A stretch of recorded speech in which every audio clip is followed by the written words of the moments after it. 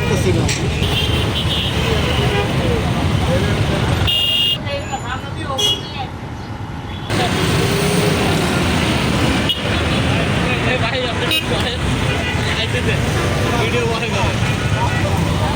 তেল নিতে আসছিলাম আমি, এয়ারপোর্টে টঙ্গি গেছি, টঙ্গিতে মাল কিনে আসলাম, কোনোখানে তেল দিচ্ছে না, সব বলছে যে তেল নাই তেল নাই। এখন আসছি এখানে তেল নাই।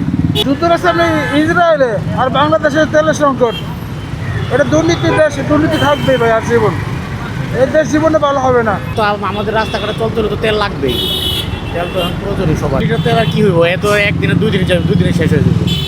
আমরা যারা বাইক চালাই অথবা রাস্তাঘাটে গাড়িগুলো চালাই, তাদের তো ওই যে এই তেলে তো 2 দিনের মধ্যে শেষ হয়ে যাবে। ভাই গতকালকে আমরা রাত 1টার সময় আসে দেখি সিরিয়াল অনেক বেশি, আবার ফেরত গেছে, আজকে আসলাম, আজকে তো আমি পারলাম না। এখন 2 জায়গায় বলতেছে তেল নাই। তো ভাই এখন এটা বিষয়ে আমি কী বলবো, এখন এরা সিন্ডিকেট করতেছে নাকি যুদ্ধের পরিস্থিতি দিয়ে লিটার দিয়ে হয়। আমার তো পার ডে 1-2 লিটার লিটার হয়ে যায়।